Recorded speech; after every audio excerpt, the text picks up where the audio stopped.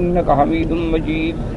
قال الله تبارك وتعالى في كلامه المجيد: أعوذ بالله من الشيطان الرجيم. بسم الله الرحمن الرحيم.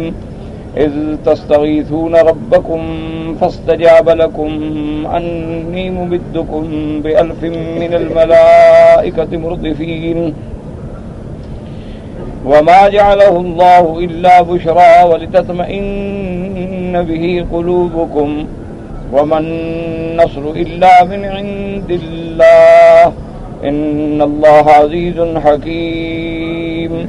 قال المؤلف والمفسر رحمه الله تعالى: أدام النفع بعلومه وعلومكم في الدارين آمين، إلى أن قال: فاستقبل النبي صلى الله عليه وسلم القبلة عليه رداؤه وأزاره، ثم قال: اللهم أنجز لي ما وعدتني، اللهم إن تهلك هذه العصابة من أهل الإسلام فلا تعبد في الأرض أبدا.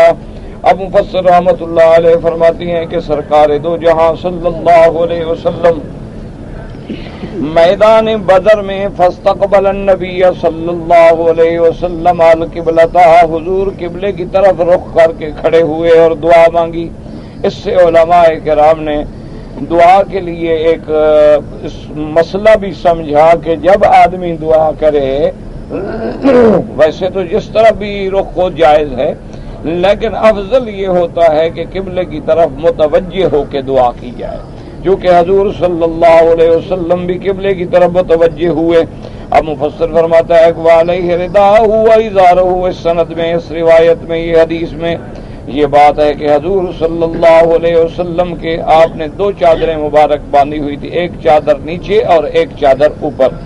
اور حضور نے جو دعا کی تو اس کے الفاظ مبارک یہ تھے: اللہم انجز لی ما وعدتنی، میرا اللہ جو آپ نے وعدہ فرمایا میرے ساتھ وہ پورا فرمائیں. اللہ کا وعدہ تھا پیغمبر کے ساتھ مدد کا، اللہ نے امداد کا جو وعدہ فرمایا اس کے لیے حضور عرض کر رہے ہیں: اللہم ان تہلک ہذہ العصابۃ، یا اللہ اگر تو نے اس جماعت کو ختم کر دیا، ہلاک کر دیا، تو پھر زمین پر تیری نام لینے والا، تیری عبادت کرنے والا بھی کوئی نہیں بچے گا، کیونکہ یہ چند مٹھی بھر مسلمان ہیں اور مقابلے پر تو سارا کفر ہے. تو اگر یہ جماعت بھی مٹ گئی، ختم ہو گئی، تو اس کا معنی ہے کہ تیرے نام لیوا مٹ گئے دنیا سے.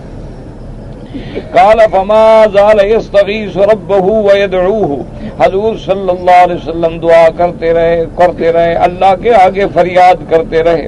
حتی سقط رداؤه عن منکبه، حضور پاک کی جو چادر مبارک تھی وہ بھی گر گئی زمین پر، دعا مانگتے مانگتے الہا وزاری کے ساتھ. اس لیے حکم ہے کہ جب دعا مانگو قبلے کی طرف رخ ہو، اور جب دعا مانگو کامل توجہ ہو، اور جب دعا مانگو گڑ گڑا کے عاجزی کے ساتھ اور الہا کے ساتھ. جتنا بندہ تضرع اور عاجزی سے مانگتا ہے اتنی دعا جلدی منظور ہوتی ہے، اتنی دعائیں جو ہیں جلد قبول ہوتی ہیں. فأتاه ابو بکر رضی اللہ تعالی عنہ فأخذ رداءه فرداه ثم التزمه من ورائه ثم قال، اور اس کے بعد سیدنا ابو بکر صدیق رضی اللہ تعالی عنہ آئے، انہوں نے حضور کی چادر مبارک کو اٹھا کے پھر آپ کے کندھے مبارک پہ رکھا اور پیچھے سے حضور کو ایسے پکڑ لیا اور چمٹا لیا اور کہا کہ یا نبی اللہ کفاک مناشدتک ربک فإنہ سینجز لک ما وعدک. انہوں نے کہا کہ حضور آپ کا اتنا دعا مانگنا جو ہے وہ کافی ہے، ہمیں یقین ہے کہ اللہ اپنا وعدہ آپ کے ساتھ پورا کریں گے. فأنزل الله عز وجل استستغيثون ربكم فاستجاب لكم أني ممدكم بألف من الملائكة مردفين. اللہ نے قرآن کی یہ آیت مبارک اتاری کہ جب تم اپنے رب کے آگے فریاد کر رہے تھے، یاد رکھو دعا مانگنے والے حضور پاک تھے، صحابہ آمین کہہ رہے تھے. تو شریعت کا مسئلہ یہ ہے کہ اگر ایک آدمی دعا کرے اور باقی سب آمین کہیں تو گویا وہ دعا سب نے مانگی ہے، اس دعا میں سب کے سب شریک ہوتے ہیں. اسی لیے قرآن پاک نے یہاں جمع کا صیغہ استعمال فرمایا استغیثون ربکم، کہ جب تم اپنے رب کے آگے فریاد کر رہے تھے فاستجاب لکم، اور اللہ نے تمہاری دعائیں قبول فرما لی. اللہ تبارک و تعالی نے تمہاری دعا جو تھی وہ منظور کر لی، اور اللہ نے وعدہ فرمایا انی ممدکم بألف من الملائکۃ مردفین، کہ میرے محبوب صلی اللہ علیہ وسلم ہم آپ کی مدد کریں گے، آپ نہ گھبرائیں، ہم 1000 فرشتہ اتاریں گے، اور ایسے فرشتے جن کے پیچھے اور بھی فرشتے آنے والے ہوں۔ یہاں اللہ نے فرمایا بألف من الملائکۃ مردفین، اور سورۃ آل عمران میں اللہ پاک نے فرمایا بثلاثۃ آلاف من الملائکۃ منزلین، اللہ نے فرمایا کہ میرے محبوب ہم 3000 فرشتہ اتاریں گے۔ اور اسی طرح دوسری آیت مبارک میں ہے کہ اگر تم نے صبر کیا، ثابت قدم رہے، اللہ سے ڈرتے رہے، اور دشمنوں نے یک بارگی تم پہ حملہ کر دیا، بخمسۃ آلاف من الملائکۃ مصومین، ہم 5000 فرشتہ اتاریں گے نشانیوں والا، علامت والا۔ اور وہ علامت کیا تھی؟ مفسرین اور محدثین نے لکھا ہے کہ سفید امامہ تھا، یعنی جب فرشتے اترے ہیں تو ان کا جو ہے پگڑی مبارک جو تھی وہ سفید تھی، تو یہ علامت تھی ان کی اللہ کے فرشتوں کی۔ فلما كان يومئذ التقوا فهزم الله المشركين فقتل منهم 70 رجلا وأسر منهم 70 رجلا۔ اب میرے آقا صلی اللہ علیہ وسلم کی جب جنگ بدر ہوئی، اللہ پاک نے اپنا وعدہ پورا فرمایا، اللہ پاک نے اپنے محبوب کی مدد فرمائی، اور کافروں کے بڑے بڑے لوگ جو تھے ان میں 70 مارے گئے اور 70 جو تھے وہ قید ہو گئے۔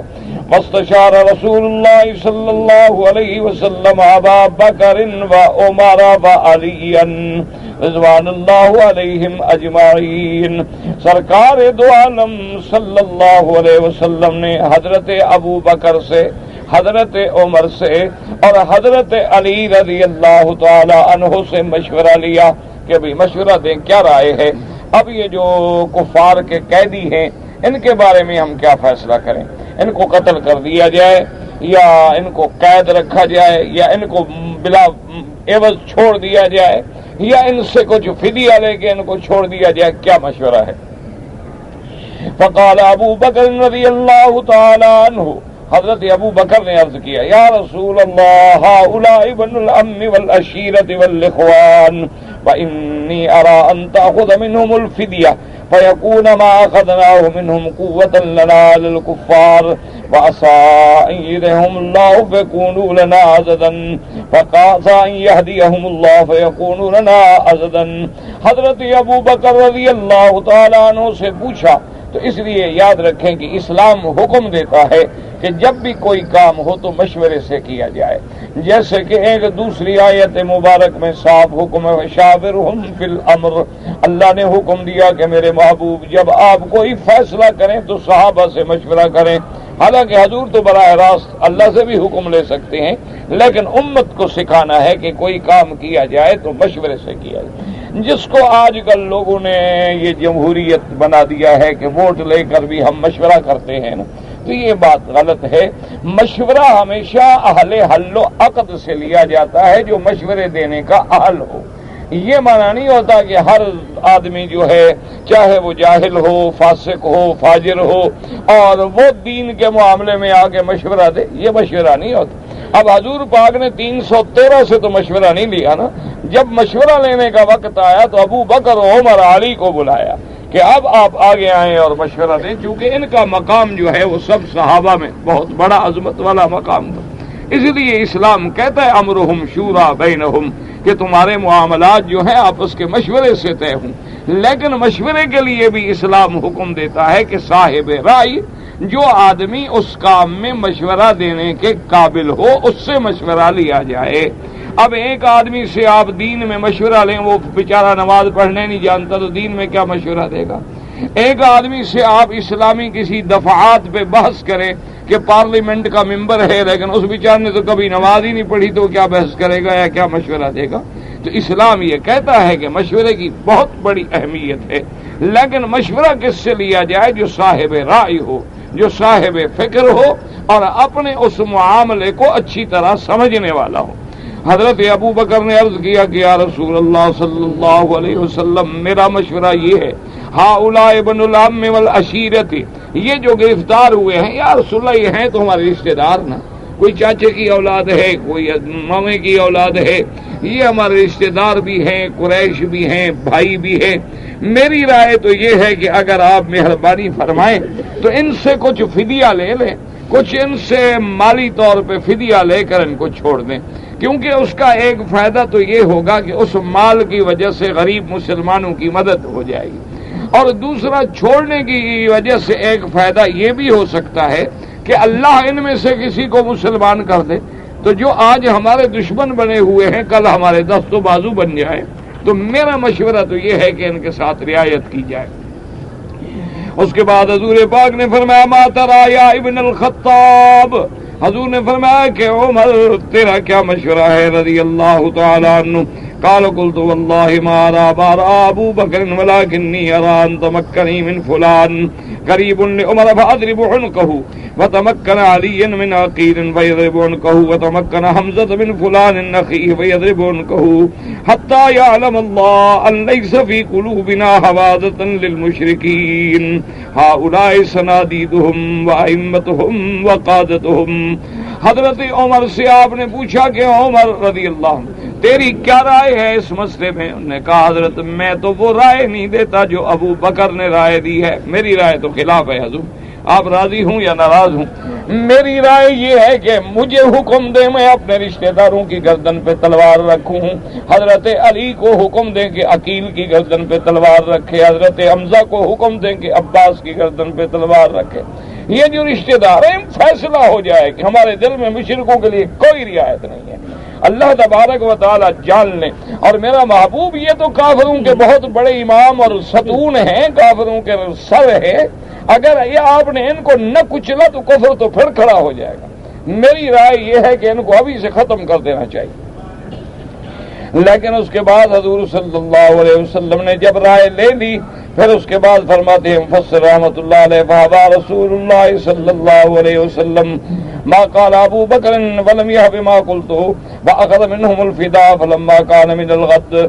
اب حضرت عمر فرماتے ہیں کہ حضور پاک نے حضرت ابو بکر کی رائے کو قبول فرما لیا، میری رائے کو قبول نہ فرمایا، جو کہ حضور بھی تو سراپا رحمت تھے، اور حضرت ابو بکر رضی اللہ تعالی عنہ بھی رقیق القلب اور نرم دل تھے، تو حضور پاک صلی اللہ علیہ وسلم نے حضرت ابو بکر کی رائے کو قبول کیا اور میری رائے کو قبول نہ کیا اور فدیہ لے کے ان کو چھوڑ دیا۔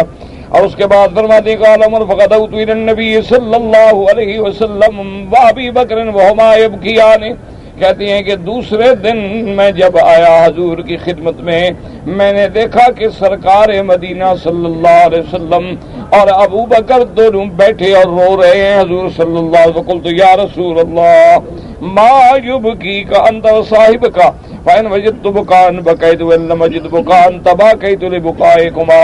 میں نے آ کے عرض کیا کہ یا رسول اللہ صلی اللہ علیہ وسلم کیا بات ہے کہ آپ بھی رو رہے ہیں اور ابو بکر بھی رو رہے ہیں؟ مہربانی فرمائے مجھے بتائیں، اگر تو مجھے رونا آ گیا تو میں بھی آپ کے ساتھ شریک ہو جاؤں گا، اور اگر رونا مجھے نہ بھی آئے تو میں بھی تو رونے والی شکل بنا کے آپ کے ساتھ مل جاؤں، میں الگ تو نہ رہوں آپ حضرات سے کہ آپ غم میں بیٹھے ہیں، مجھے پتہ تو چلے۔ قال النبی صلی اللہ علیہ وسلم الذي عرض على اصحابك من اخذهم الفداء لقد ورد عليه عذابكم ادنى من هذه الشجره لشجره قريبه من النبي صلی اللہ علیہ وسلم فانزل الله عز وجل۔ حضور پاک نے فرمایا عمر تیری رائے کو ہم نے قبول نہیں کیا، ہم نے فدیہ لے کے کافروں کو چھوڑ دیا، بالکل یوں سمجھو کہ عذاب قریب آ گیا تھا، بس اللہ نے ٹال دیا ہے کہ ہم نے کیوں رعایت کی ان کے ساتھ۔ اللہ تبارک و تعالی نے قرآن نازل کیا ما کان لنبی ان یکون له اسرى حتى يسخن في الارض حتى يسخن في الارض۔ اللہ نے فرمایا کہ میرے مدنی پاک سے آپ کو یہ بات جو ہے مناسب نہیں کہ آپ کو ہم قیدی بنا کے کافر دیں اور آپ ان کو چھوڑ دیں۔ آپ دنیا کی رعایت مانگنا چاہتے ہیں، دنیا میں احسان کرنا چاہتے ہیں، آپ نے ایسا کیوں کیا ہے؟ تو اللہ تبارک و تعالی نے تنبیہ نازل کی۔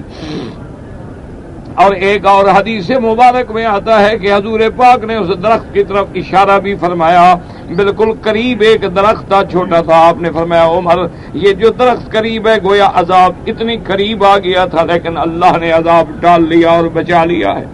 اور ایک حدیث مبارک میں یہ بھی ہے، حضور نے فرمایا کہ اگر میرے اللہ نے عذاب نازل کیا ہوتا تو ما نجا منہا الا عمر، اس عذاب سے کوئی نہ بچتا مگر عمر بچ جاتے، کیونکہ حضرت عمر رضی اللہ تعالی عنہ کی رائے جو تھی یہ تھی کہ کافروں کو کچل دیا جائے۔ لولا کتاب من اللہ سبق لمسکم فیما اخذتم فیہ عذاب عظیم۔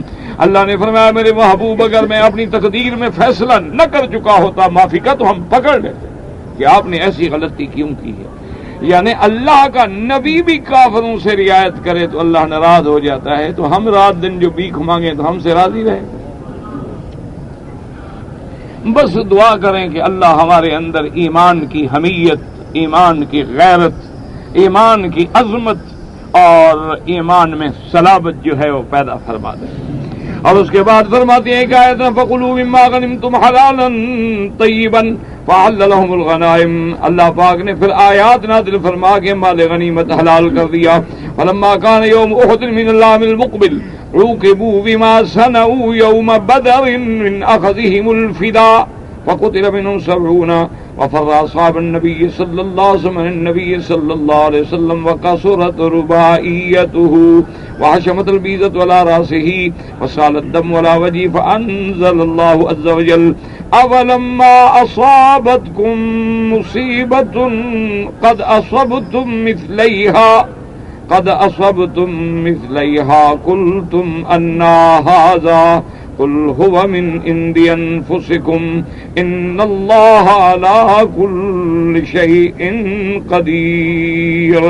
اب مفسر رحمۃ اللہ علیہ فرماتی ہیں کہ اللہ تبارک و تعالی نے احد والے دن غزوہ احد میں وہی بالکل واقعہ پیش آیا کہ حضور کے 70 صحابہ شہید ہو گئے اور صحابہ کے پاؤں اکھڑ گئے، حضور صلی اللہ علیہ وسلم میدان میں اکیلے رہ گئے، حضور پاک کے دندان مبارک بھی شہید ہو گئے اور خود جو تھی وہ حضور کے سر مبارک پہ ٹوٹ کے آپ کے سر مبارک اور آپ کے خدین مبارک میں گھس کے زخمی کر گئی اور حضور کا چہرہ مبارک جو تھا وہ بھی خون سے بھر گیا۔ اللہ نے فرمایا اب پوچھتے ہو کیوں ہو رہا ہے؟ یہ تمہاری وجہ سے ہو رہا ہے، وہ جو 70 چھوڑا تھا نا تو آج 70 تمہارے شہید ہو گئے۔ اس لیے اللہ تبارک و تعالی نے فرمایا کہ اب لما اصابتکم مصیبۃ قد اصبتم مثلھا قلتم ان ھذا قل هو من عند انفسکم، یہ تمہاری اپنی وجہ سے ہے، ان اللہ علی کل شیء قدیر۔ ورواه مسلم وابو داود والترمذی وابن جریر وابن مردوہ من طرق اکرمۃ بن عمار به وصححه علی بن المدینی والترمذی وقال لا يعرف الا من حدیث اکرمۃ بن عمار الیمانی وهكذا روى علی بن ابی طلحہ والاوفی عن ابن عباس رضی اللہ تعالی عنہما ان هذه الآیۃ الکریمہ قوله تبارک وتعالی اذ تستغیثون ربکم فی دعاء النبی صلی اللہ علیہ وسلم وقضا قال یزید بن طبین والسدی وابن جریج وقال ابو بکر بن عیاش النبی حسین نبی صالح قال لما كان یوم بدر جعل النبی صلی اللہ علیہ وسلم یناشد ربه واشد المناشدہ یدعو فاتاه عمر بن الخطاب رضی اللہ تعالی عنہ فقال یا رسول اللہ صلی اللہ علیہ وسلم بعد مناشدتک فواللہ لیفین اللہ لک بما وعدک۔ اس سند میں یہ ہے کہ جب حضور بڑی دعائیں مانگ رہے تھے تو حضرت عمر نے بھی آ کے کہا، دراصل یہ تعارض نہیں ہوتا، حضرت ابو بکر نے بھی عرض کیا، حضرت عمر نے بھی آ کے عرض کیا یا رسول اللہ آپ اتنی سخت دعا کیوں مانگ رہے ہیں؟ اللہ آپ سے جو وعدہ فرما چکے ہیں وہ ہر حال میں پورا کریں گے۔ حضرت عمر رضی اللہ تعالی نے کہا قال البخاری فی کتاب المغازی باب قول اللہ تبارک و تعالی استغیثون ربکم فاستجاب لکم الى قوله فان اللہ شدید العقاب۔ حدثنا ابو نعیم قال حدثنا اسرائیل عن مخارق عن طارق بن شهاب قال سمعت ابن مسعود رضی اللہ تعالی عنہ يقول يدعو على المشركين فقال لا نقول كما قال قوم موسى عليه السلام اذهب أنت وربك فقاتلا ولكننا نقاتل عن يمينك وعن شمالك وبين يديك ومن خلفك ورأيت النبي صلى الله عليه وسلم أشرق وجهه وسره يعني قوله. اب مفسر رحمت اللہ علیہ فرماتے ہیں کہ امام بخاری رحمت اللہ علیہ نے باب المغازی کے اندر کتاب المغازی کے اندر اس آیت پہ یہ حدیث نقل کی ہے. حضرت ابن مسعود فرماتے ہیں کہ میں نے شہدت من المقداد بن اسد مشهدا لان اكون صاحبه احب الی مما عدل به. حضرت عبداللہ ابن مسعود فرماتے ہیں کہ جو مقام حضرت مقداد ابن الاسود کو مقام بدر میں ملا ہے مجھے محبوب تھا کہ کاش اس مقام پہ میں ہوتا، وہ مقام مجھے ملتا. اور وہ مقام کیا تھا کہ جب حضور دعائیں مانگ رہے تھے حضرت مقداد حاضر ہوئے، انہوں نے کہا کہ یا رسول اللہ صلی اللہ علیہ وسلم آپ کیوں فکر کرتے ہیں؟ ہم ان لوگوں میں نہیں ہیں جیسے کہ موسیٰ علیہ السلام کے ساتھیوں نے موسیٰ علیہ السلام سے کہہ دیا تھا فاذهب انت وربك فقاتلا انا هنا قاعدون، کہ موسیٰ علیہ السلام آپ جانے آپ کا رب جانے، ہم تو یہاں بیٹھے ہیں، ہم جہاد نہیں کرتے، ہم اس میں نہیں ہیں. بلکہ حضور آپ فکر نہ کریں ولکننا نقاتل عن یمینک وعن شمالک، ہم آپ کے دائیں بھی کٹیں گے بائیں بھی کٹیں گے، وہ بین یدیک ومن خلفک، آپ کے آگے آپ کے پیچھے یا رسول اللہ ہم جانے قربان کر دیں گے. قال فرأيت النبي صلى الله عليه وسلم أشرق وجهه. صحابی حضرت عبداللہ فرماتے ہیں کہ میں نے دیکھا حضور کا چہرہ مبارک جو تھا روشن ہو گیا، بات سن کے کھل گیا حضور کا چہرہ، اور حضور کو بہت خوشی ہوئی مقداد کے اس کے قول سے کہ تو عبداللہ بن مسعود کہتے کاش میں کہتا یہ بات، یعنی حضور صلی اللہ علیہ وسلم کی خوشی جو تھی وہ میرے کہنے پہ حاصل ہوتی. حدثني محمد بن عبداللہ بن حوشب قال حدثنا عبد الوهاب قال حدثنا خالد بن الحذاء عن إكرمة بن عباس قال قال النبي صلى الله عليه وسلم يوم بدر اللهم ان شئت عهدك ووعدك اللهم ان شئت لم تعبد. اللہ پاک کے نبی دعائیں کر رہے ہیں کہ یا اللہ میں آپ کو آپ کا وعدہ عرض کرتا ہوں، مہربانی کر کے وعدہ پورا فرمائیں، اور میرا اللہ آپ اگر چاہتے ہیں کہ میری جماعت ہلاک ہو جائے اور آپ کی عبادت کرنے والا کوئی نہ رہے تو پھر آپ کی مرضی ہے. اگر ابو بکر بیدہ وقال حسبک، حضرت ابو بکر نے حضور کے ہاتھ پکڑے گا حضور بس اتنی زیادہ دعائیں نہ پڑھیں، اللہ آپ سے ضرور وعدہ پورا کریں گے. فخرج وهو يقول، اب حضور جب اپنے صاحبان سے نکلے تو آپ یہ آیت پڑھ رہے تھے سيهزم الجمع ويولون الدبر. آپ نے فرمایا صحابہ مبارک ہو، اس لشکر کو شکست ہوگی اور یہ بھاگ جائیں گے پیٹ موڑ کر. اللہ تبارک و تعالی نے اپنے نبی کو اپنے وعدے کی خبر عطا فرما دی. ورواه النسائي عن بندار عبد الوهاب عن عبد المجيد الثقفي وقوله تعالى بألف من الملائكة مردفين. اب مفسر فرماتا ہے کہ مردفین کا کیا معنی؟ قال يردف بعضهم بعضا، ایک دوسرے کے پیچھے آنے والے، ردیف کہتے ہیں جو آدمی پیچھے آنے والا ہو. قال ہارون ابن عباس مردفین متتابعین، ایک دوسرے کے پیچھے آنے. ويحتمل ان المراد مردفین لكم عینۃ لكم كما قال له في مردفین یعنی المدد. اور بعض علماء نے فرمایا کہ یہ معنی بھی ہو سکتا ہے کہ وہ فرشتے کیوں آ رہے ہیں مردفین لکم، یعنی تمہاری مدد کرنے کے لیے، بطور مدد کے آ رہے ہیں بمانے مدد کے. یقول المدد کما تقول انت للرجل زده كذا وكذا، جیسے آپ کہتے ہیں بھی اس کی اور مدد کرو اور مدد. وہاں قضا قال مجاہد مکثیر قاری بن زید مردفین محمدین. وقال ابو قدینہ قابوس النبی عباس یمددکم ربکم بألف من الملائکة مردفین. قال وراء كل ملک ملک، ایک فرشتے کے پیچھے دوسرا، اس کے پیچھے تیسرا، اس طرح آ رہے ہیں. وہ اس کے بعد فرماتے فی روایت بہاد مردفین قال بعض ملائسر بعض وقضا قال ابو زبیان وزحاق وقتادہ وقال ابن جریر حدثنی المثنى قال حدثنا اسحاق قال حدثنا یعقوب بن محمد الزہری قال حدثني عبد العزيز بن ربيع عن ابي الهويرث عن محمد بن جبير عن علي رضي الله تعالى عنه قال نزل جبريل عليه السلام في 1000 من الملائكة عن ميمنة النبي صلى الله عليه وسلم وفيها أبو بكر ونزل ميكائيل في امرأة النبي صلى الله عليه وسلم أنا في الميسرة وهذا يقدم ساسا ألف مردفة بمثلها ولهذا قرأ بعض مردفين. اس سند میں حضرت علی فرماتی ہیں کہ نزل جبریل علیہ السلام، حضرت جبریل 1000 فرشتے کی قیادت کرتے ہوئے میمنہ، چونکہ جب لشکر ہوتا ہے نا تو اس کا ایک میمنہ ہے، ایک میسرہ ہے اور ایک سامنہ ہے. تو حضرت ابو بکر فرما حضرت جبریل علیہ السلام 1000 کا ملائکہ کا لشکر لے کر میمنہ کی طرف آئے اور حضرت ابو بکر بھی میمنہ کی طرف تھے، اور حضرت علی فرماتی ہیں کہ میں حضور کے میسرے کی طرف تھا تو میکائیل 1000 کا لشکر لے کے میسرہ کی طرف آئے. تو اس لیے بعض علماء نے فرمایا کہ مردفین کا معنی یعنی 1000 کے پیچھے ایک اور 1000 آنے والا. والله تعالى عالم المشهور ما رواه علي بن ابي طلحه قال رحمة الله نبي صلى الله عليه وسلم بألف من الملائكة فكان جبريل عليه السلام في 500 من الملائكة مجنبة ميكائيل في 500 مجنبة.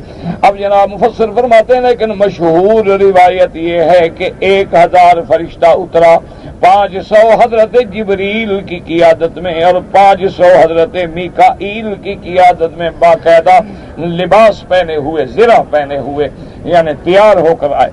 اور امام ابو جعفر جی مسلم حدیث کرامت انبار نبی زمیر سماک بن الحنفی عن عباس عمر حدیث متقدم ثم قال ابو زمیر حدثني ابن عباس قال بين رجل من المسلمين يشتد في يسرج المشكين امامه اذ سمع ضربة بالصوت فوقه وصوت الفارس يقول اقدم هيزوم اذ نظر الى المشرك امامه فخر مستلقيا قال فنظر اليه وذاك هذا الشق وجهه ضربة الصوت فقدر ذلك اجمع بجعل صرف ذلك وقال سلكت ذلك من مدد السماء الثالثة وقت يوم 70 وسر 70. اب مفسر رحمۃ اللہ علیہ فرماتے ہیں کہ حضرت ابن عباس کی ایک حدیث مبارک میں ہے کہ مسلمان صحابہ کہتی ہیں کہ جب ہم کسی کافر مشرک کے پیچھے دوڑتے تو ہم سے آگے آواز آتی کسی دوڑنے والے کی اور وہ اپنا صوت جو ہے عصا جو ہے مارتا اور مشرک پہ اور اپنے گھوڑے کو کہتا ہے زم آگے بڑھو، یا آواز آتی کہ ہیزوم آگے بڑھو، اور اس کے بعد ہم دیکھتے کہ وہ کافر گر گیا تو ہم حیران ہوتے کہ ہم نے تو مارا ہی نہیں، ہمارے مارنے سے پہلے گر گیا ہے، اس کا چہرہ پھٹ گیا ہے، یہ کیا ہو گیا؟ تو ہم نے جب حضور پاک سے آ کے عرض کیا کہ یا رسول اللہ، ہم جب کافروں کے پیچھے دوڑتے تھے تو ہم ابھی مارتے نہیں تھے کہ کافر پہلے گر جاتے تھے. حضور نے فرمایا صدقتا، تم سچ کہہ رہے ہو، ذالک المدد من السماء، یہ فرشتوں کی مدد ہے جو اللہ تبارک و تعالی نے آسمانوں سے اتارے ہیں. تو یہ مقام تھا اصحاب رسول کا صلی اللہ علیہ وعلا آلہ و اصحابہ وسلم تسلیما کثیرا کثیرا کا کہ اللہ کے ملائکہ جو ہیں وہ بھی آسمان سے اتر کر میرے مدنی صلی اللہ علیہ وسلم کی نصرت میں آ رہے ہیں. اور اس کے بعد فرماتے ہیں کہ امام بخاری رحمۃ اللہ علیہ نے پھر باب باندھا ہے باب شہود الملائکۃ بدرن. یاد رکھیں ویسے تو ایک فرشتہ بھی کافی ہے لیکن یہ اعزاز تھا محمد الرسول اللہ صلی اللہ علیہ وعلا آلہ وصحبہ وسلم تسلیما کثیرا کثیرا. واللہ تعالی عالم علمہ اتم. سوال کافی بچ گئے ہیں.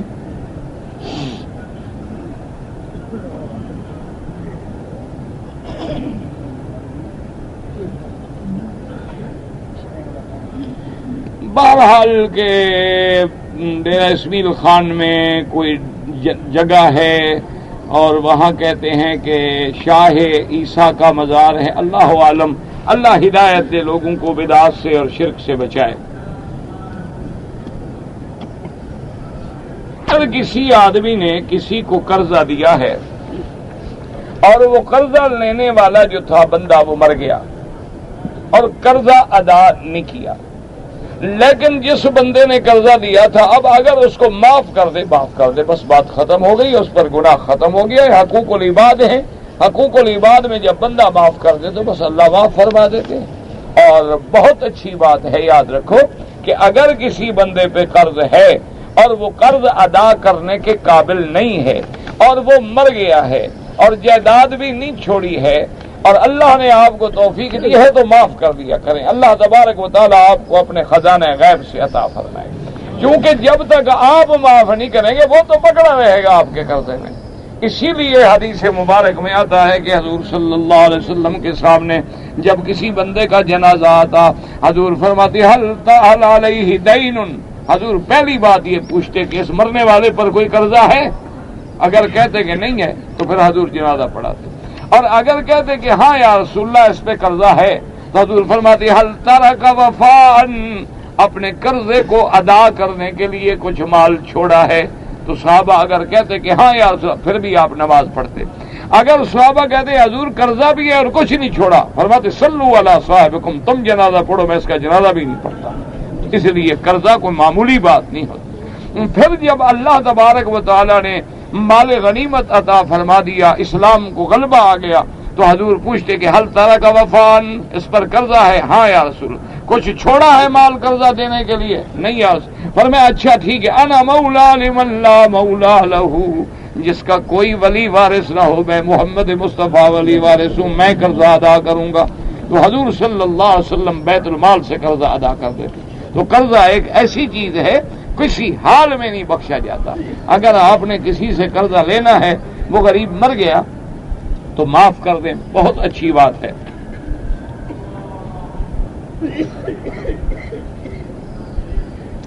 اگر آدمی واش بیسن یعنی جہاں کھڑے ہو کے ہاتھ دھوتے ہیں وہاں کھڑے کھڑے اگر وضو کر لے تو ہو جائے گا، وضو کیوں نہیں ہو جائے گا؟ بھی کھڑے ہونے سے وضو کا کیا نقصان ہے؟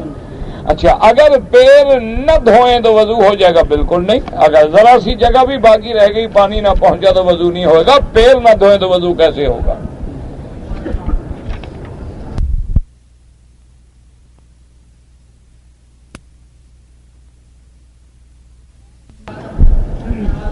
کہتا جی بعض لوگ بڑے اہتمام سے وضو کرتے ہیں، مسواک کرتے ہیں اور جگہ روک کے بیٹھ جاتے ہیں اور پیچھے والوں کو وضو کا موقع نہیں ملتا۔ بہرحال یہ تو زیادتی ہے کہ اگر رش کا وقت ہے تو اس وقت آدمی بیٹھا ہو اور قبضہ کر کے اور گھنٹہ لگا دے وضو میں، یہ ناجائز ہے۔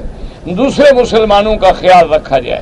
ہاں اگر آپ کو اللہ نے ٹائم دیا ہے، موقع ہے، تو مسواک کرنا جو ہے سنت ہے محمد مصطفیٰ صلی اللہ علیہ وعلی آلہ وصحبہ وسلم کی۔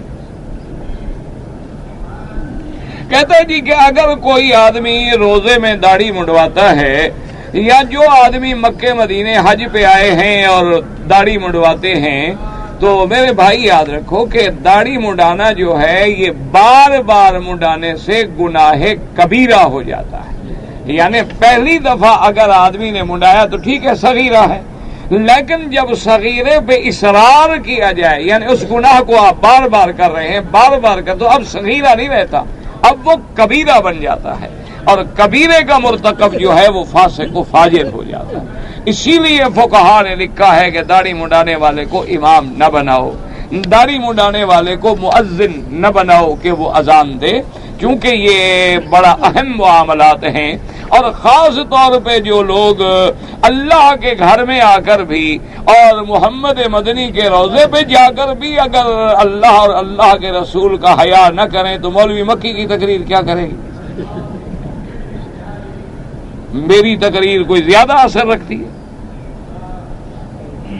بہرحال دعا کریں، ہم تو دعا کرتے ہیں کہ جو لوگ بھی آئے ہیں اللہ ان کے چہروں پہ حضور کی سنت کا نور جو ہے زندہ فرما دے، اور اللہ سب کے چہروں کو منور فرما دے۔ دعا کرو کہ ہم یہ کالے چہرے لے کے آئے ہیں، اسی طرح پھر کالا چہرہ لے کے نہ جائیں، بلکہ اس پہ سنت کا نور آ جائے۔ یاد رکھو ہمیشہ کہ آپ جہاں سجدہ کرتے ہیں نا، حکم ہے کہ بھئی اگر آپ نے فرض نماز یہاں پڑھی ہے تو سنت ادھر پڑھو، پھر نفل ادھر پڑھو۔ تو علماء نے لکھا وجہ کیا ہے کہ جتنے زیادہ جگہ پر ہم سجدہ کریں گے وہ جگہ قیامت میں گواہی دے گی کہ یا اللہ تیرے بندے نے مجھ پر بھی تیرے نے سجدہ کیا تھا، وہ بھی گواہی۔ تو جب ہم سنت کے اس طرح پھیر کے مکے مدینے میں ڈالیں گے تو یہ مکے مدینے کی زمین قیامت میں گواہی دے گی کہ مولا انہوں نے تیرے گھر کا بھی حیا نہیں کیا۔ لوگ فلم میں ڈرامہ کرتے ہیں، وہ 4 دن ڈرامے کا بھی حیا کر لیتے ہیں۔ یار کوئی کردار کرنا ہو نا داڑھی والے کا تو وہ فرضی بھی لگا لیتے ہیں کہ چلو بھی ہمارے کردار میں جھول پیدا نہ ہو جائے۔ اور تم تو باقاعدہ حج کرنے ہوئے آئے ہو اور مکے مدینے کی زیارت کے لیے آئے ہو، تو کم از کم یہ 4 دن ہی صحیح، چلو یہ حج کے دن ہی لحاظ کر لو، یہ مکے مدینے والے دن ہی لحاظ کر لو۔ ہو سکتا ہے اللہ کو رحم آ جائے، تو اللہ تبارک و تعالیٰ سے دعائیں کرے اور گناہوں سے بچنے کی کوشش کرے۔ اگر کوئی آدمی مردہ ہے اس کے لیے عمرہ کرنا ٹھیک ہے، بوڑھا آدمی ہے، بوڑھی عورت ہے، وہ معذور ہے، اس کی کنکریاں کوئی جوان آدمی مار لے، بالکل ٹھیک ہے، لیکن یاد رکھیں پہلے اپنی کنکریاں مارے، اپنی مارنے کے بعد پھر دل میں نیت کرے کہ میں فلاں کی طرف سے مار رہا ہوں، اور پھر ایک ایک کنکری مارے، یہ نہیں کہ 7 کنکریاں اٹھا کے ایک دفعہ مار دے تو وہ پھر ایک شمار ہوگی، وہ 7 شمار نہیں ہوں گی۔ اگر ایک آدمی نے عمرہ کر لیا ہے، پھر مدینہ منورہ گیا، مدینہ منورہ سے واپس آنے کے بعد وہاں سے احرام نہیں باندھا، لیکن مسجد عائشہ سے احرام باندھا تو دم پڑ گئی، اس لیے کہ میقات ہے مدینہ منورہ، تو آپ میقات سے بغیر احرام کے گزر آئے۔ میں پہلی بار قربانی دینا چاہتا ہوں تو دے دے، بالکل، اس میں کیا ہے، پہلی بار دیں یا دوسری بار دیں، ایک بکری ذبح کرنی ہے بس۔ جی ہمارے ہاں رواج ہے کہ جب حضور پاک سیدنا محمد الرسول اللہ صلی اللہ علیہ وسلم کا نام آتا ہے تو لوگ انگوٹھے چومتے ہیں۔ میرے بھائی یہ بدعات ہے، اس کا کوئی سنت سے تعلق نہیں۔ ایک بات یاد رکھیں، میرے محبوب کا حکم ہے کہ جب میرا نام سنو میرے نام پہ درود پڑھو، اللہم صلی علی سیدنا محمد وعلی آل سیدنا محمد وبارک وسلم۔ ایک بات، دوسری بات یہ ہے کہ یاد رکھو دین اتنی واضح ہے کہ یہ مسح کرنا ہے، انگلیوں میں خلال کرنا ہے، داڑھی میں خلال کرنا ہے، پاؤں کی انگلیوں میں خلال کرنا ہے، غسل کرنے کے وقت اپنی ناف میں بھی پانی پہنچانا ہے، کانوں میں بھی خیال رکھنا ہے۔ یہ انگوٹھے والی بات حضور چھپا گئے، کوئی عقل کرے؟ سارا دین تو میرے محبوب نے سکھلا دیا، اور یہ انگوٹھے والا مسئلہ جو تھا کہتے ہیں جی حضرت آدم نے انگوٹھا چوما تھا، کہاں جی؟ آدم علیہ السلام ملے تھے آپ کو، اور پھر آپ نے کلمہ حضور کا پڑھا ہے یا آدم کا؟ کیا ایسے استدلال کر کے لوگوں کو گمراہ کرتے ہیں؟ اور پھر انگوٹھے بھی بندہ اپنے چومے، اور احترام حضور کا اس میں کیسے ہو گیا؟ مجھے سمجھ نہیں آتی بات۔ سنت یہ ہے کہ جب نام آئے درود پڑھو میرے محبوب، اور جب تم درود پڑھو گے اللہ 10 دفعہ تم پہ رحمت نازل فرمائے، اور مکے میں درود پڑھو گے تو 1,00,000 لکھا جائے گا، انگوٹھے چومو گے تو کیا لکھا جائے گا؟ کوئی عقل کریں، یہ بدعات ہیں، رواج بن گیا ہے۔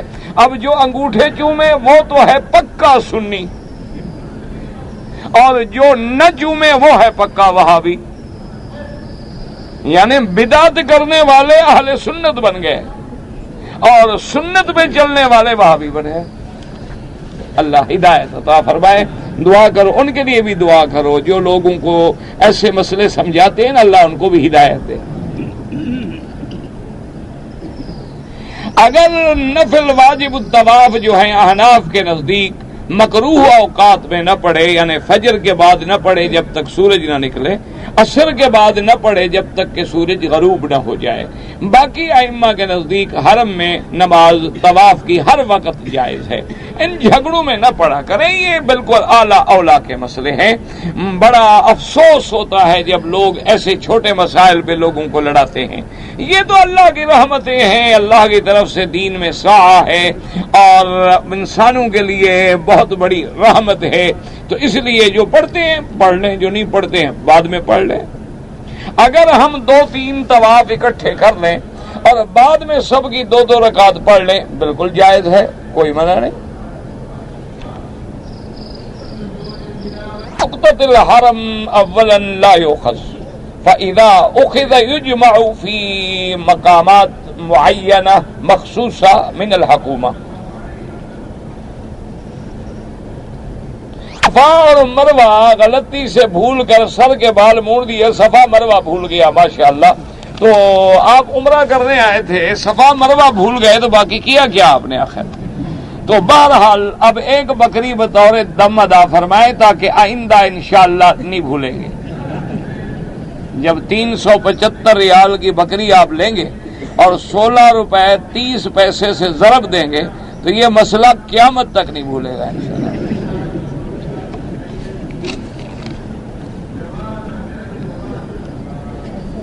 اگر ہم نے خدام ہیں اور مدینہ منورہ سے عمرہ کیا، بھائی جن لوگوں نے شوال میں عمرہ کر لیا ہے نا، احتیاط اسی میں ہے کہ ان کا حج تمتع ہے اور ایک بکری تمتع کی وہ مینا میں ذبح کریں۔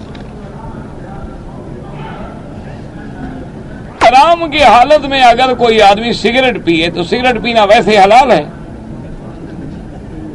اگر ویسے حرام ہے تو احرام میں تو ڈبل حرام ہے۔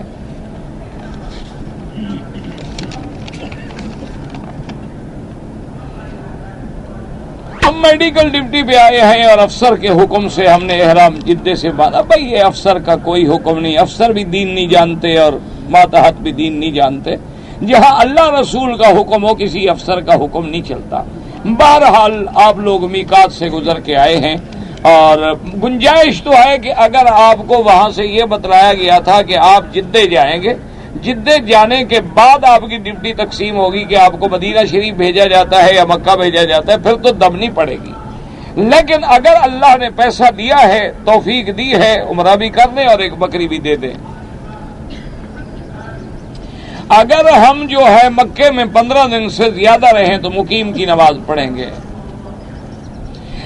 حضور صلی اللہ علیہ وسلم اپنے قبور مبارک میں زندہ ہیں، تمام انبیاء زندہ ہیں، تمام انبیاء اور سرکار دو جہاں صلی اللہ علیہ وسلم بھی، لیکن وہ عالم برزخ ہے اور عالم برزخ عالم مغیبات میں ہے۔ بس ہمارے لیے اتنی کافی ہے کہ جب شہید زندہ ہے تو نبی کا تو درجہ کروڑہ درجے بلند ہے۔ جب عمرہ کے لیے آئے، طواف کے 7 چکر لگا لیے، زمزم پی کے سر مڑا دیا اور صفا مروہ نہیں دوڑے، ایک بکری بطور دم ادا کریں۔ اگر کسی نے اپنی سالی سے نعوذ باللہ زنا کیا تو کیا اس کا نکاح ٹوٹ جائے گا؟ نکاح تو نہیں ٹوٹ جائے گا، لیکن سب سے بڑا گناہ ہے۔ اللہ تبارک و تعالیٰ اس عذاب سے محفوظ رکھے۔ توبہ کرو، استغفار کرو اور آئندہ سے گناہوں سے بچنے کی پوری کوشش کرو۔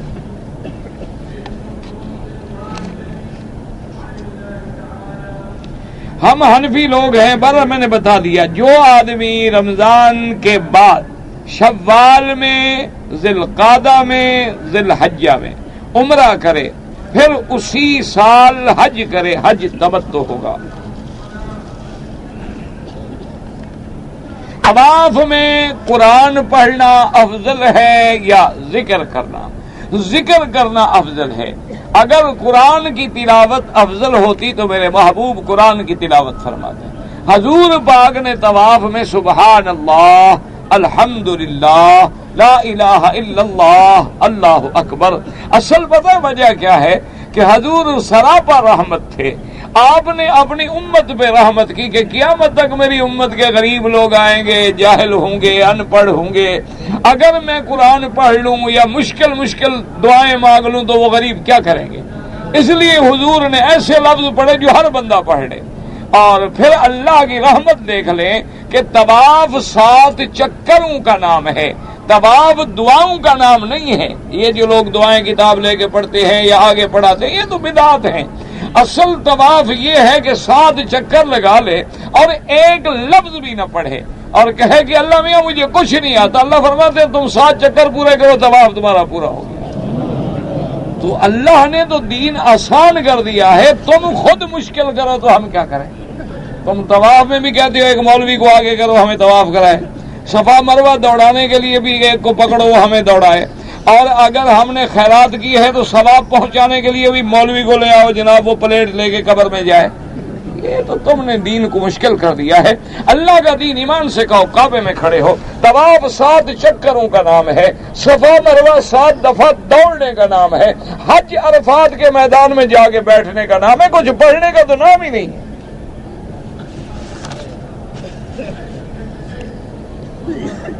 رکن یمانی پہ جب ہاتھ لگائے، چاہے کعبے کی طرف رخ ہو بوسہ دیں گے، کعبے کی طرف رخ ہوگا تو بوسہ دیں گے، منہ ادھر ہوگا تو بوسہ کیسے دیں گے؟ یہ بھی کوئی مسئلہ ہے پوچھنے والا؟ اگر عمرے کے بعد ہم اپنا سر خود مونڈ لیں جائز ہے۔ آپ دعا کریں کہ ہمارے ملک پاکستان میں بارش ہو، بالکل اللہ رحمت کی بارشیں عطا فرمائے۔ پانی کی بہت قلت ہے اور دریا، نہریں، ندیاں خشک پڑی ہیں۔ وجہ کیا ہے؟ ہمارے گناہ ہے۔ یاد رکھو، جس ملک میں گانا، بجانا، اریانی، زنا، فحاشی اور عورتوں کا باہر نکلنا، بے حیائی عام ہو جائے، پھر اللہ اپنی رحمتیں روک لیتے ہیں۔ اس لیے دعا کریں کہ اللہ معاف کر دے، اللہ معافی عطا فرما دے اور ملک پہ رحمت کی بارش عطا فرما دے۔ اللہ تبارک و تعالیٰ ایک غریب ملک ہے، میرا مولا ہم جیسے ہیں تیرا نام لیتے ہیں۔ احرام کی حالت میں دایاں کندھا جو ہے صرف طواف کے پہلے 3 چکروں میں بس، اس کے بعد کندھا نکالنے کی کوئی ضرورت نہیں۔ یہ لوگ جو ہیں جب سے احرام باندھتے ہیں وہیں سے کندھا نکال لیتے ہیں، اور جب احرام چھوڑتے ہیں پھر جان چھوڑتے ہیں، یہ غلط ہے۔ صرف طواف کے پہلے 3 چکروں میں کندھا نکالنا ہے، اس کے بعد ختم۔ اگر حج کے دنوں میں مینا عرفات میں سوئیں گے تو کیسے سوئیں گے؟ انشاءاللہ جب چلیں تو صحیح، آپ جب نیند آئے گی تو سو جائیں گے، سر نیچے ہوگا، ٹانگیں اوپر ہوگی، جیسے سوتے ہو ویسے سوئیں گے، اور کیسے سوئیں گے یار؟ صلاۃ غوثیہ کیا ہے؟ نہ قرآن میں ہے نہ حدیث میں ہے، مجھے تو پتہ نہیں۔ اب زمزم کو آگ پر رکھ کے پکانا جائز ہے، تو پھر حاجی کا بھی ہاتھ سینکنا ناجائز ہو؟ اس نے بھی تو زمزم پیا ہوا ہے۔ اللہ کے بندے، زمزم پانی ہے، آگ پہ رکھیں، چائے بنائیں، کچھ بنائیں۔ یہ تو علماء اس لیے لکھتے ہیں کہ جب دوسرا پانی موجود ہے تو ہم اس برکت والے پانی کو کیوں استعمال کریں؟ ورنہ حضرت اسماعیل علیہ السلام کے زمانے میں کون سا پانی تھا؟ وہ آخر کھانا پکاتے تھے، غسل فرماتے تھے، ہر چیز زمزم استعمال فرماتے تھے۔ طواف کرنے کے بعد زمزم پینا ضروری ہے؟ بالکل ضروری نہیں، پیاس لگے پی لو، نہ لگے نہ پیو۔ اگر دم پڑ جائے تو ہم دم کی بکری جدہ میں دے سکتے ہیں؟ بالکل نہیں، حدود حرم میں دینی ہے اور فقراء حرم کو کھلانی ہے۔ کہتے ہیں جی ہمارے ملک میں کہتے ہیں کہ غوث اعظم کی 11ویں کا دودھ اگر نہ دیں تو پتہ نہیں کیا ہو جائے گا۔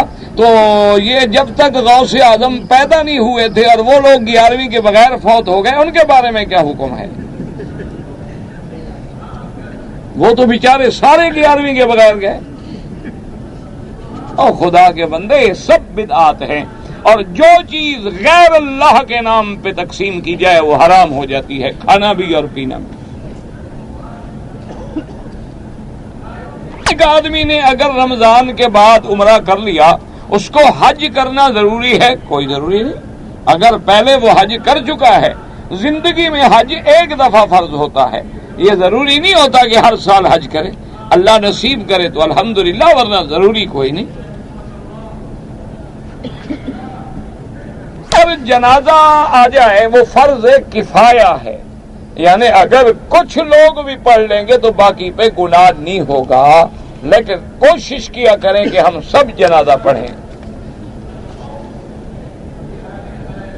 اگر میں نے ایک آدمی سے پیسے لیے ہیں قرضہ حج کرنے کے لیے، اور مجھے پتا ہے کہ وہ رشوت خور ہے اور اس کے پاس پیسے رشوت کے تھے، رشوت کی لعنت اس پہ ہوگی، تم نے تو قرضہ لیا ہے، تمہارا کیا ہے؟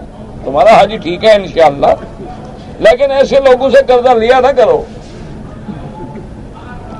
اگر ہم نے دکان کرائے پر دی ہوئی ہے تو زکوٰۃ جو آمدنی ہوگی، جو کرایہ ملے گا، سال کے بعد جمع کر کے اگر بچتا ہے زکوٰۃ دے، نہیں بچتا ہے تو نہ دے۔ دکان کی قیمت پر زکوٰۃ نہیں ہوتی، دکان کی جو آمدنی آ رہی ہے، سالانہ کرایہ آ رہا ہے، اس پہ زکوٰۃ ہو۔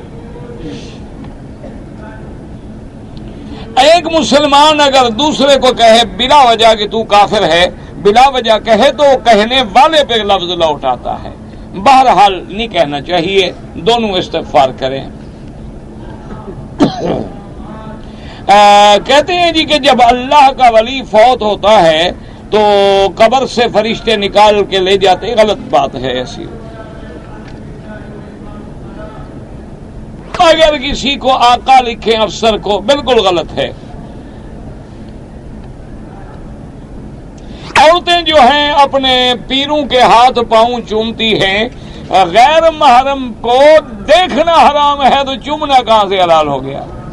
اور جو پیر جو ہیں غیر محرم عورتوں سے ہاتھ پاؤں چومنے کی اجازت دیں، وہ دجال ہو سکتے ہیں، وہ پیر نہیں ہو سکتے۔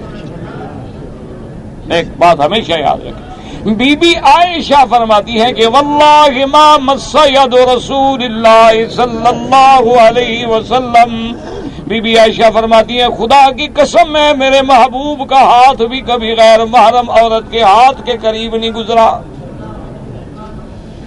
تو اللہ کا نبی ہاتھ نہیں لگا سکتا اور وہ کہے کہ بوسہ دو اور عورتوں سے مٹھیاں بھروائیں، یہ پیر شیر نہیں ہوتے، یہ تو فتنہ ہے، عذاب ہے اللہ کا، ہمارے گناہوں کی وجہ سے اترے ہوئے ہیں۔ اللہ کو اگر کسی نے کہا ہو ٹھیک ہے، ہوا ضمیر اللہ کی طرف رہا، اللہ الذی لا الہ الا ہو، ہو جائے اس کو تو پھاڑ دو نا، پھر تم بھی کٹھے رکھتے ہو۔ کہتے ہیں جی پہلے آدمی بندر تھا، پھر انسان، جو کہتی ہیں وہ ہوں گے، ان کو اپنا پتا ہوگا کہ بندر تھے، ہم تو الحمدللہ انسان تھے، آدم کی اولاد ہیں، لقد خلقنا الانسان فی احسن تقویم۔ سب سے پہلے اللہ نے آدم کو پیدا کیا، پھر آدم سے بی بی حوا کو پیدا کیا، پھر بی بی آدم اور حوا سے جوڑے پیدا کیے، یہ تو قرآن کا مسئلہ ہے۔ پھر بھی اگر ان کو بندر بننے کا شوق ہے تو بالکل ہم کہتے ہیں وہ یقیناً بندر ہوں گے۔ اور ایک عورت حج کے دنوں میں حیض آ جائے کوئی بات نہیں، اگر حیض آ جائے عورت مینا جا سکتی ہے، احرام باندھ سکتی ہے، عرفات جا سکتی ہے، مزدلفہ جا سکتی ہے، کنکری مار سکتی ہے، قربانی کر سکتی ہے، احرام کھول، صرف نماز نہیں پڑھ سکتی اور طواف نہیں کر سکتی، اور جب پاک ہو جائے طواف کر لے بس۔ ایک آدمی مسلمانوں کے گھر میں پیدا ہوا ہے لیکن وہ نماز روزے کا منکر ہے، بالکل کافر ہے، مسلمانوں کے گھر میں پیدا ہو یا چاہے کسی ابو جہل کے گھر میں پیدا ہو، جو بندہ بھی نماز کا منکر ہے وہ تو بالاتفاق کافر ہے۔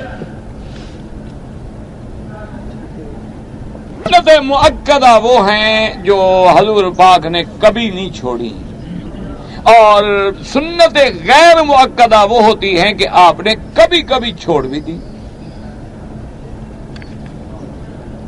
ہم خادم الحجاج ہیں اور ہماری ڈپٹی ہے مینا میں، اگر ہم مینا سے احرام باندھ کے 9 کو سیدھا عرفات چلے جائیں بالکل ٹھیک ہے، کوئی منع نہیں، بالکل جائز ہے۔ یہ مجھ سے تو نہیں پڑھا جاتا بھائی آپ نے کیا لکھا ہے۔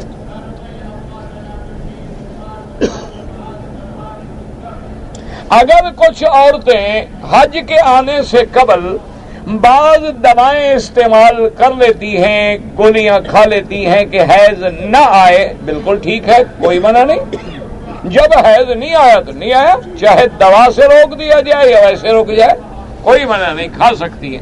لیکن میرا مشورہ یہ ہے کہ بغیر کسی لیڈی ڈاکٹر کے مشورے کے کبھی گولی نہ کھائیں، ورنہ بغیر فائدے کے نقصان زیادہ ہو جاتا ہے۔ اگر آدمی نے عمرہ کرنے کے بعد سر کا استرا نہیں پھروایا یا پورے سر سے بال نہیں کٹوائے، ٹک لگائے، تو ایک بکری دم پڑ گئی اور بال بھی کٹوائے۔ اگر ایک طواف ختم کرنے کے بعد ہم دوسرا طواف کرنا چاہتے ہیں تو ختم کر کے پھر آئیں اسی جگہ، یعنی لکیر سے پہلے، پھر نیت کر کے بسم اللہ اللہ اکبر کر کے پھر دوبارہ شروع کریں طواف۔ میں نے اپنی بیوی سے غصے میں آ کر کہا تھا کہ تم اگر ماں کے گھر جاؤ گی تو طلاق دے دوں گا، طلاق دے دوں گا سے طلاق نہیں ہوتی، اگر کہا کہ طلاق ہو گئی تو پھر ہو گئی، دوں گا دے گا یہ پھر نہیں ہوتی۔ ایک جگہ پڑھا ہے کہ عورت کے لیے بھی سونے کا زیور حرام ہے، آپ نے غلط پڑھا ہے، عورت کے لیے سونے کا زیور ہو یا ریشم کا کپڑا حلال ہے، کیونکہ صحیح حدیث مبارک میں ہے کہ حضور نے سونا اور ریشم ہاتھ میں لیا اور فرمایا ہاذان حرامان علی ذکور امتی، کہ یہ دو چیزیں میری امت کے مردوں پہ حرام ہیں۔ مکہ مکرمہ میں رہتا ہوں، لیکن میں اگر قربانی اپنے ملک میں کروں، ہاں قربانی تو آپ اپنے ملک میں بھی کر سکتے ہیں، لیکن حج کی بکری آپ کو یہاں دینی ہے۔ ایک وہ قربانی ہے جو ہر سال کرتے تھے، تو جی کہ ظہر اور عصر کی نماز میں امام آہستہ پڑھتے ہیں، فجر اور مغرب اور عشاء میں زور سے پڑھتے ہیں۔ اس میں حکمت یہ ہے کہ اللہ تبارک و تعالی اپنے بندوں کو یہ سبق دیتے ہیں کہ یعلم السر و اخفا، یعلم الجہر و ما اخفا، کہ اگر زور سے پڑھو تو میں سنتا ہوں اور آہستہ پڑھو تو میں سنتا ہوں۔ اگر ساری نمازیں جہری ہوتی تو کافروں کو موقع ملتا کہ شاید آہستہ جب ہم پڑھیں گے تو اللہ نہیں سنتا ہے، اس لیے کچھ نمازیں سری ہیں اور کچھ نمازیں جہری ہیں۔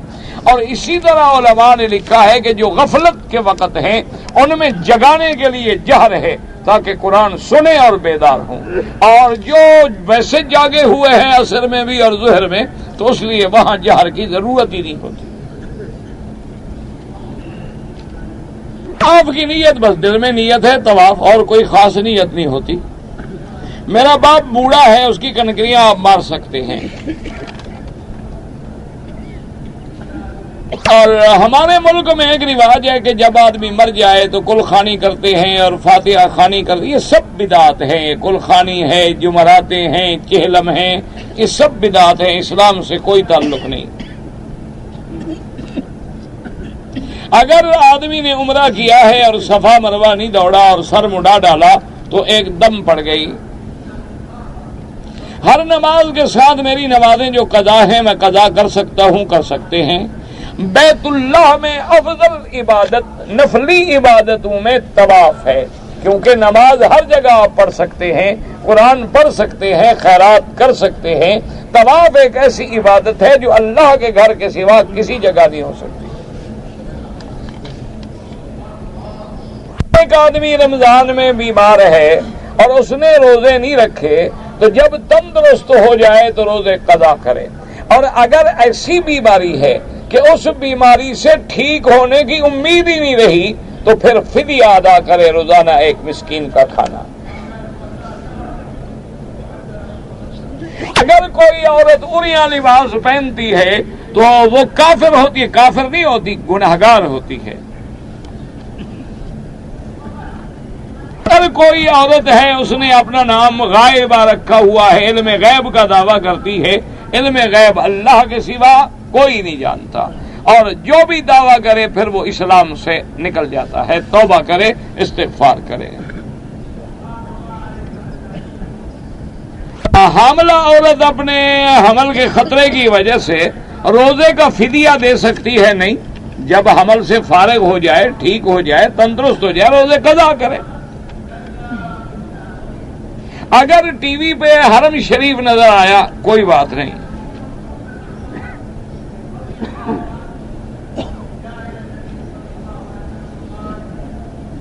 بھی حضرات جو ہیں وہ خوارج کو کافر سمجھتے ہیں تو خود کیسے خارجی ہوں گے؟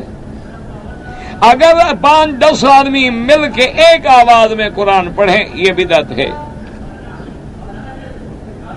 اگر ایک آدمی بیک وقت 2 بہنوں سے شادی کرے حرام ہے۔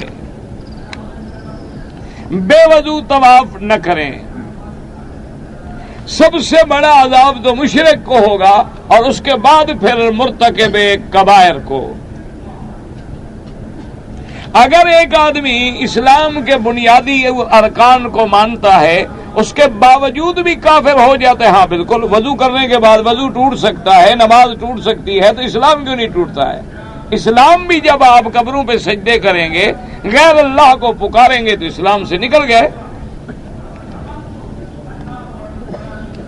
اگر کوئی عورت شرعی پردہ کرتی ہے اور لوگ اس کو چھیڑتے اور مذاق کرتے ہیں تو مذاق کرنے والے گنہگار ہیں۔ شرعی پردہ کرنا جو ہے وہ بالکل سنت ہے، اور اس پہ عمل کرے اور لوگوں کی مذاق کا کوئی پرواہ نہ کرے۔ یہ مذاق کرنے والے دراصل دین کے حکم سے استہزاء کرتے ہیں، اور دین سے استہزاء کرنا آدمی کو کافر بنا دیتا ہے۔ الحمدللہ یہدینا و یہدیکم اللہ۔ اچھا، اگر بال تھوڑے تھوڑے سارے سر سے کاٹے تو پھر کوئی جرمانہ نہیں۔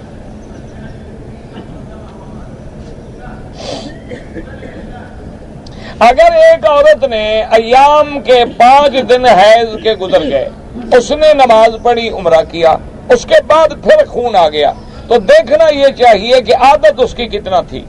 اگر عادت 5 دن تھی اور گزر گئے، غسل کر لیا، پاک ہو گئی، تو اب تو کوئی گناہ نہیں۔ لیکن عادت 7 دن تھی، 5 دن میں کر لیا، تو اس نے گویا کہ پلیدی میں کیا ہے، ایک دم جو ہے وہ ادا کرے، یا پھر لوٹا دے تو دم نہیں دینی پڑے گی۔ احرام جو ہے کیوں باندھا جاتا ہے؟ تاکہ آدمی اللہ کے گھر آتے ہوئے اپنی موت کو یاد کرے کہ میں سب کچھ چھوڑ کے کفن کی جو چادریں پہن کے دربار خدا میں حاضر ہو رہا ہوں۔ بھائی ہے 18 سال عمر ہے، اور اگر وہ نماز تراویح پڑھائے بالکل ہو جائے گی انشاءاللہ۔ میں اپنی والدہ کا حج بدل کر رہا ہوں، ہر کام میں والدہ کی نیت کریں، قربانی میں، مینا میں، کنکری میں، ہر جگہ۔ اگر حج تمتع کی نیت سے آیا، عمرہ کر لیا ہے اس نے شوال میں، تو اس کا حج تمتع ہی رہے گا، چاہے مدینے سے آ کے پھر حج کی نیت کرے، لیکن پہلے تو عمرہ کر چکا ہے نا اسی شوال و ذی-قعدہ میں۔ میرا لڑکا قرآن کا بھی حافظ ہے اور نافرمان ہے، اللہ سب کی اولادوں کو فرما بردار بنائے۔ اگر زمزم کے پانی سے وضو کریں جائز ہے، پاؤں دھوئیں جائز ہے۔ بھائی والد کا حج کرنا چاہتے ہیں، جب احرام باندھے بس دل میں یہی خیال ہو، یا اللہ یہ سب کچھ میرے والد کو ملے، سب ثواب والد کو ملے۔ بعض کتابیں لکھی ہوئی ہیں اور ہر چکر کے لیے الگ دعائیں ہیں، یہ تو اس لیے علماء نے لکھ دی کہ لوگ باتیں نہ کرتے رہیں، چلو کچھ تو پڑھیں، ورنہ اصل یہ ہے کہ سبحان اللہ، الحمدللہ، لا الہ الا اللہ، اللہ اکبر وللہ الحمد، لا حول ولا قوت الا باللہ العلی العظیم، کلمہ شریف، درود شریف، جو تمہیں یاد ہو پڑھتے رہو۔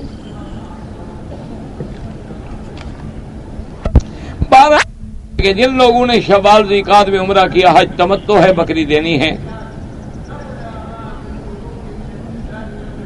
اگر کسی عورت نے حیض بیماری کے دوران میں عمرہ کر لیا ہے، یا تو عمرہ لوٹائے، ورنہ ایک بکری دم دینی پڑے گی کہ ناپاکی کی حالت میں اس نے طواف کیا۔ اگر ایک ارادہ کیا ہے، اس کے بعد پیسے